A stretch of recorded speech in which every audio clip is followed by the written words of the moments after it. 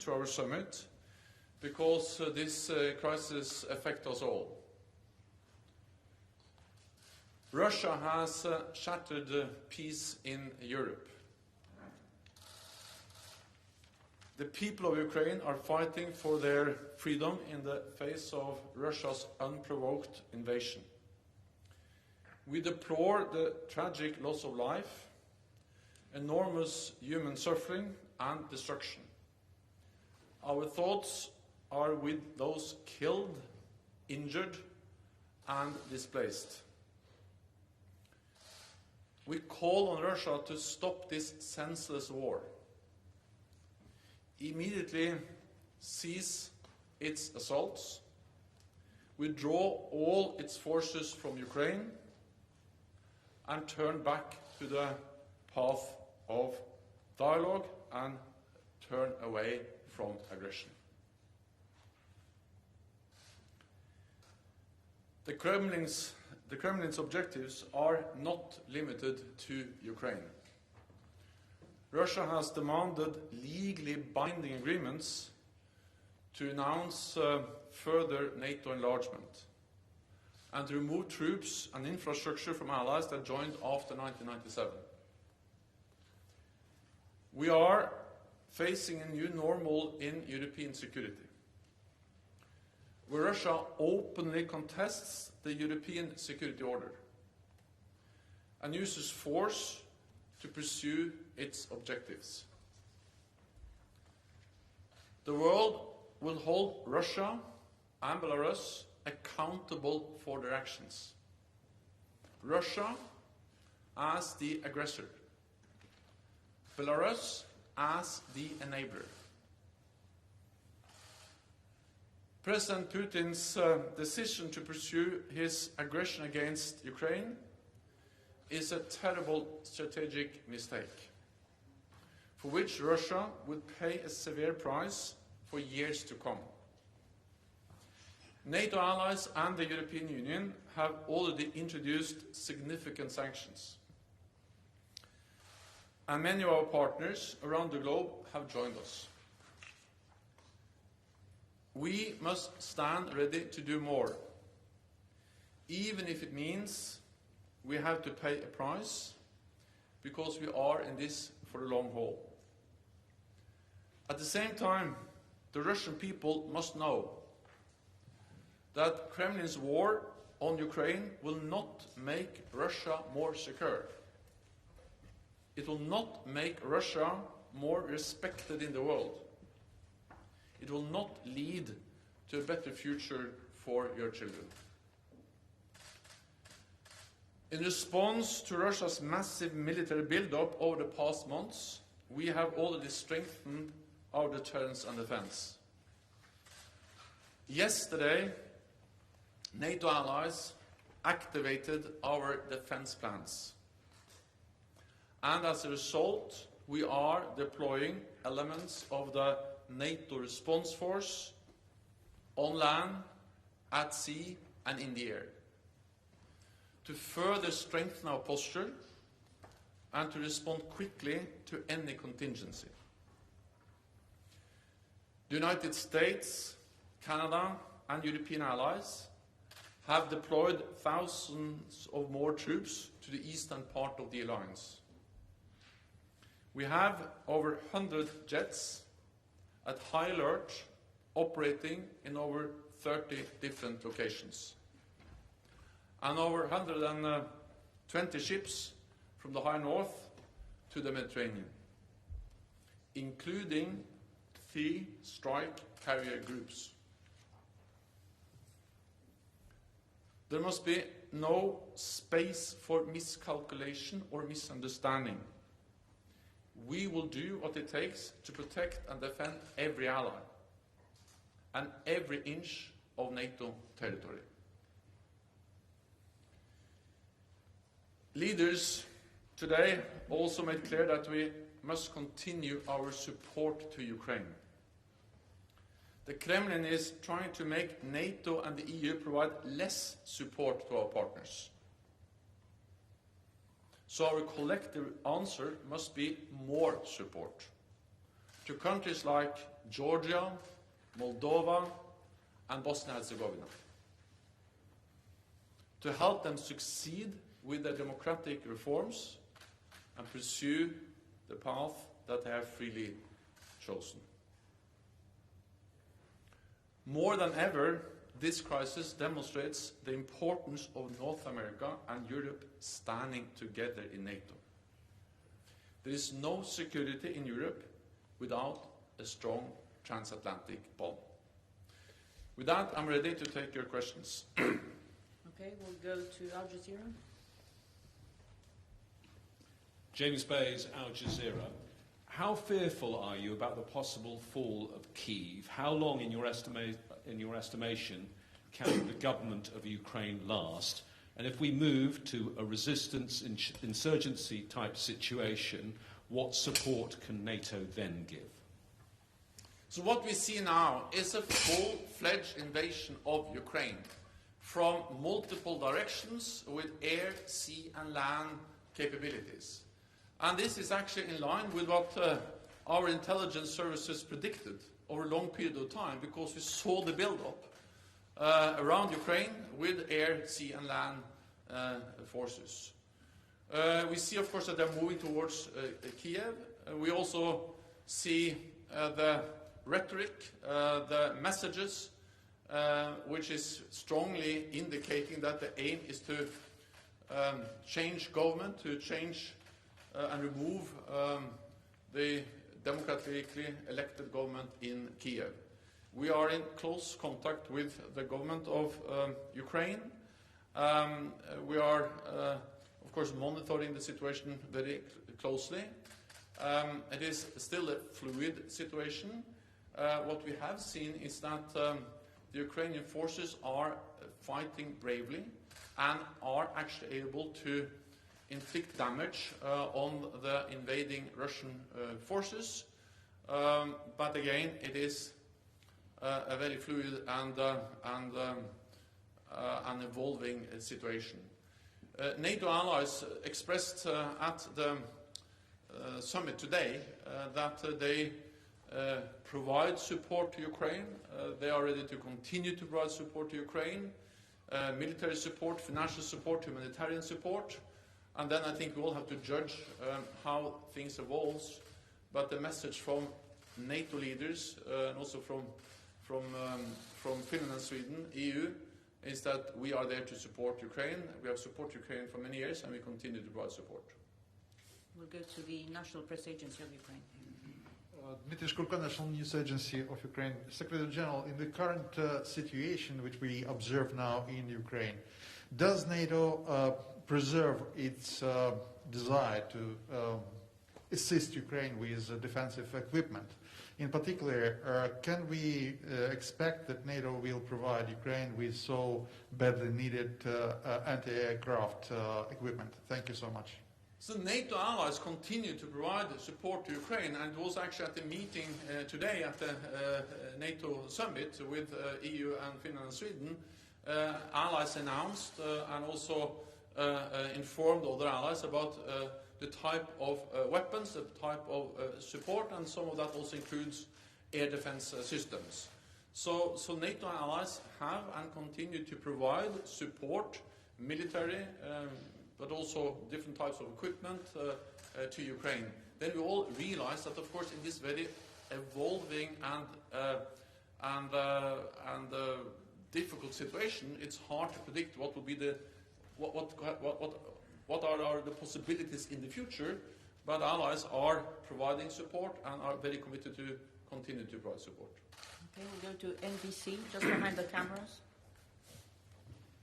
Thank you, Mr. Secretary General. There's concern that NATO could get pulled into this conflict if Russia were to shut down electricity or other services in Ukraine that could spill over into Poland or Romania. Can you say explicitly whether a Russian cyber attack of that nature would trigger an Article 5 collective defense? So we are sending a very clear message to Russia that we provide support to our partner Ukraine, and allies provide many different types of support. NATO help Ukraine also with their cyber defenses. But then for NATO allies, we provide the absolute security guarantees under the Washington Treaty, Article 5. An attack on one will be regarded as an attack on all. And we are clear on this distinction because it is important to make sure that we don't have an even bigger crisis in Europe where Russia challenge or is threatening or attacking any NATO allied country. And that's the reason why we so clearly send a message that we are there to protect all allies and every inch of NATO territory. When it comes to cyber attacks and the risk for incidents and accidents, for instance in the Black Sea, we are pursuing mechanisms of deconfliction to prevent that from happening. We have, as NATO allies, especially the United States, have done that, for instance, in Syria over a long period of time. And we, of course, are very focused. I spoke with Sarkar, the NATO Supreme Commander, on that issue recently, and he is very focused on the need to deconflict, to make sure that we don't have incidents or accidents that can spiral and get out of control and create a very dangerous situation. On cyber, well, we have stated that cyber attacks can trigger Article 5, but we have never gone into the position where we give a potential adversary the privilege of defining exactly when we trigger Article 5. We are focused on strengthening our cyber defenses. We are very much aware of that that's a risk, and therefore we are stepping up both the protection of our cyber networks, but also providing support to Ukraine, and we are very focused on the need for deconfliction. Okay, we'll go to NPR Deutsche Welle. Thank you. Terry Schultz with NPR DW. I want to know more about the deployment of the NRF forces, please. How many will be sent where, from where, how long will it take to get there? Thinking about military mobility, as always. And also, what has changed in your calculation about the threat to NATO territory that has led allies to make the decision to deploy this for the first time in history for the purposes of collective defense? Thank you. Well, what has changed over the last days is, of course, that there's a full-fledged invasion of a partner, a country that borders several NATO allied countries. And this is the most serious security crisis we have faced in Europe for decades. And therefore, we have the High Readiness Force, we have the NATO Response Force, and that's the reason why we are deploying it, to, again, prevent any miscalculation, any misunderstanding that we are not ready to protect and defend all allies. And of course, this is something all allies have agreed to do. 30 allies agreed. But of course, especially those in the eastern part of the alliance are extremely concerned. They are close to this, the fighting in Ukraine, and they also border Russia, and they have seen not only the military build-up and the ongoing war in Ukraine, but they also seen the very threatening rhetoric. Because this goes far beyond Ukraine. This is about how Russia is actually challenging, contesting core values for our security, and demanding that NATO should withdraw all forces and infrastructure from almost half of our members. And they have stated that if we don't do that, if we don't meet their demands, there will be what they call military technical consequences. So we have to take this seriously, and that's exactly why we are now deploying the NATO Response Force for the first time in a collective defense context. And we speak about thousands of troops. We speak about air and maritime capabilities. They are already actually part of the standing naval groups. We have many planes operating in the eastern part of the alliance, and then several allies have partly already assigned troops and forces to the NATO Response Force. We have the lead elements, which are led by France.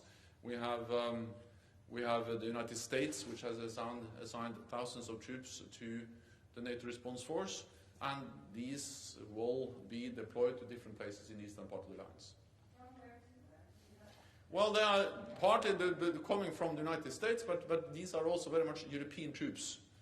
For instance, the lead element, the VJTF, the High Readiness Joint Task Force, is now led by France.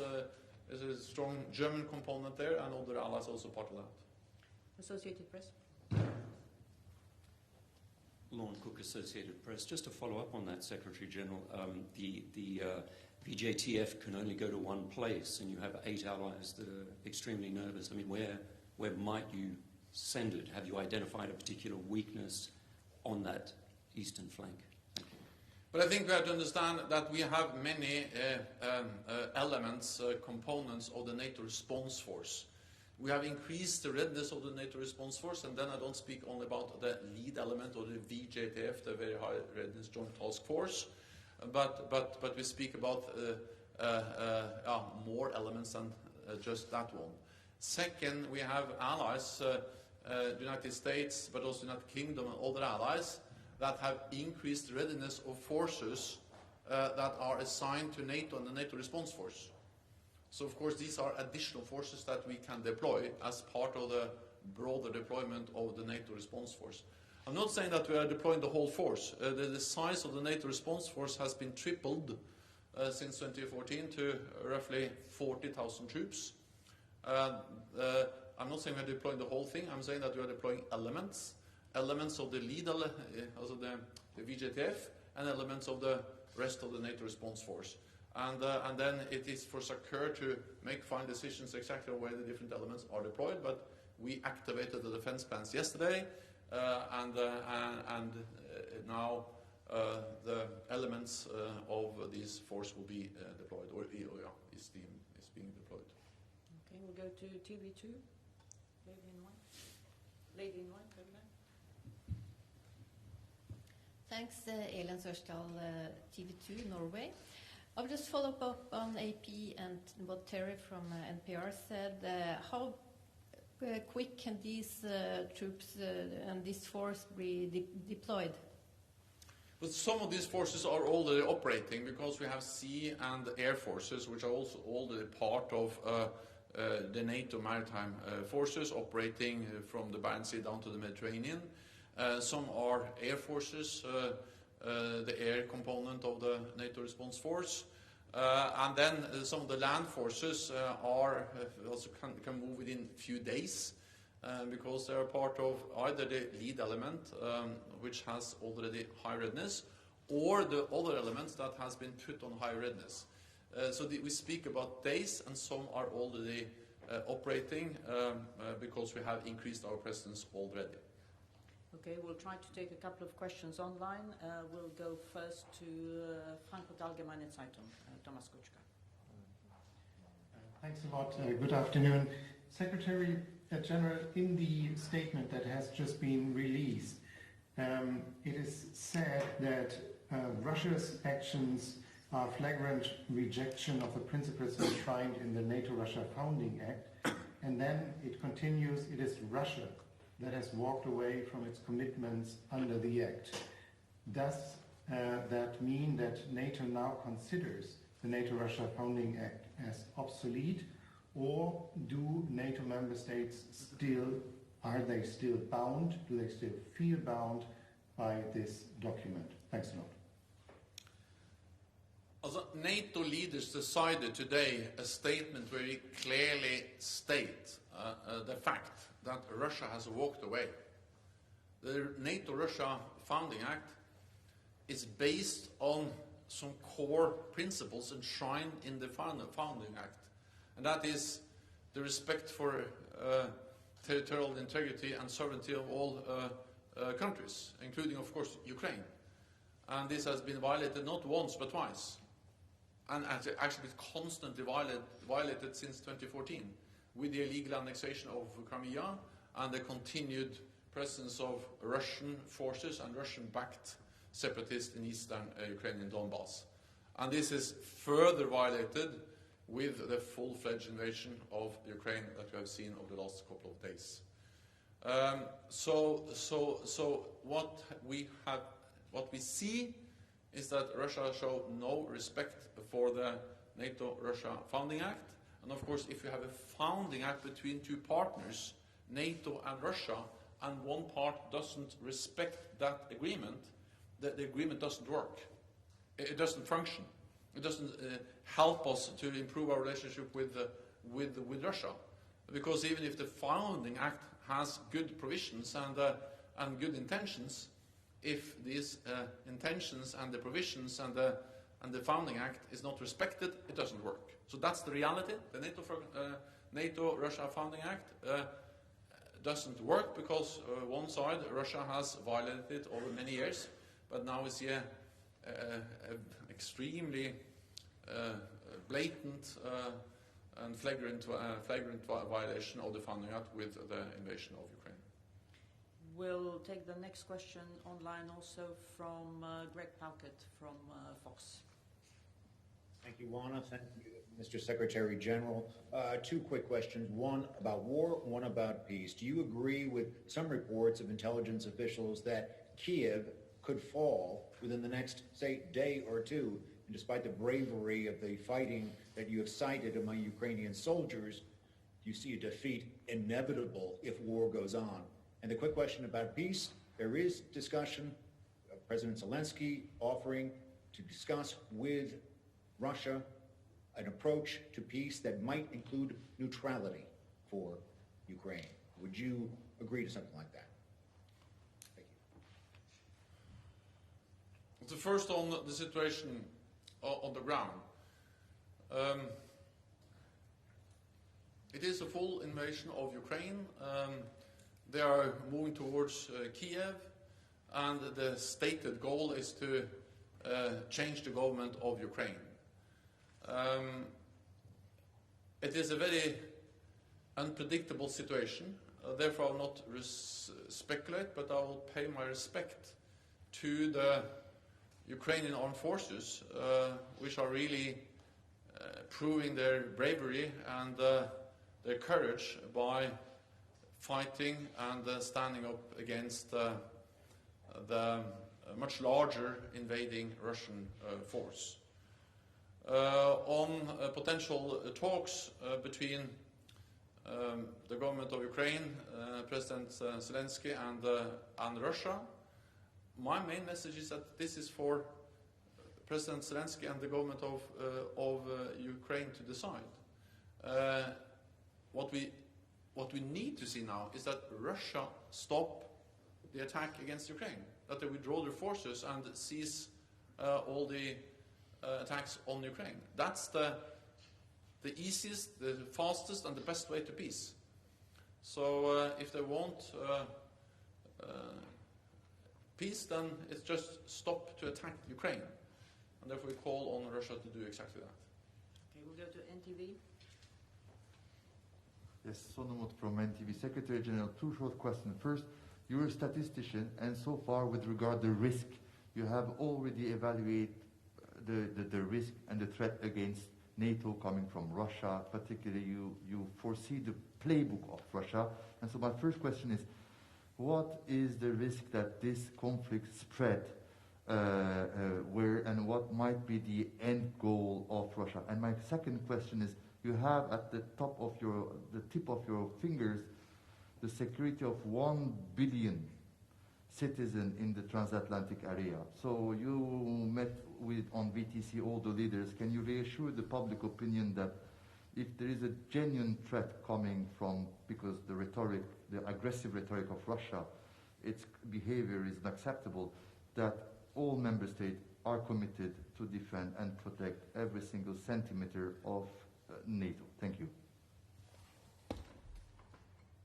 In the meeting today with NATO leaders, it was a very strong message of unity, a very strong message of resolve that we need to stand together, not only in words but also in deeds. So we agreed a strong statement calling on Russia to stop the attacks on Ukraine, to withdraw its forces, but also we agreed to continue to provide support to Ukraine and also continue to strengthen our presence in the eastern part of the alliance to prevent any attack on any NATO allied country. We have a defensive presence in the east. We are increasing our presence, not to provoke a conflict, but to prevent the conflict. And as long as there is no doubt about NATO's readiness to protect and defend all allies, and our commitment to the core message, the core task of NATO, one for all for one, an attack on one ally will be regarded as an attack on all, then no ally will be attacked. And that will prevent the conflict. And that will preserve peace for NATO allies and for 1 billion people.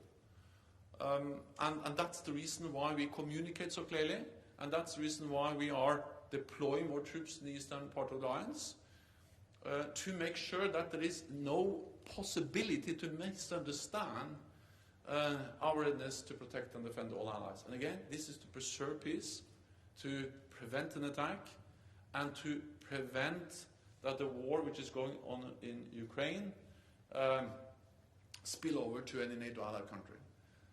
And that was the message from NATO leaders today. That was also the message when I met with many of them in the G7 yesterday. And that is also, of course, the message when we speak to close partners, Finland, Sweden, and the European Union, because we all are concerned, and Russia's attack on Ukraine is more than an attack on Ukraine. It's a devastating, horrendous attack on innocent people in Ukraine, but it's also an attack on the whole European security order, and that's the reason why we take it so extremely seriously. Deutsche Welle. Thank you, Alexandra von Nahm, Deutsche Welle. Secretary General, one question on Ukraine's request for Turkey to close the Bosporus for Russian warships. Was that discussed today? And one follow-up on the question just asked. We heard today from the Lithuanian foreign minister saying that when we lose Ukraine today, we will be fighting for NATO later. Would you say that the statement is exaggerated? Thank you. So on the Bosporus, that was not an issue.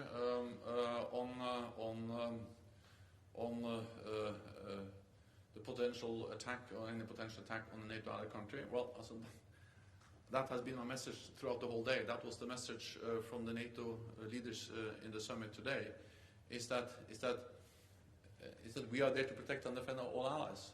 NATO is the strongest military alliance in the world. And make no mistake, we are there to protect and defend all allies and every inch of NATO territory. And we convey that message again and again, both in words but also in deeds.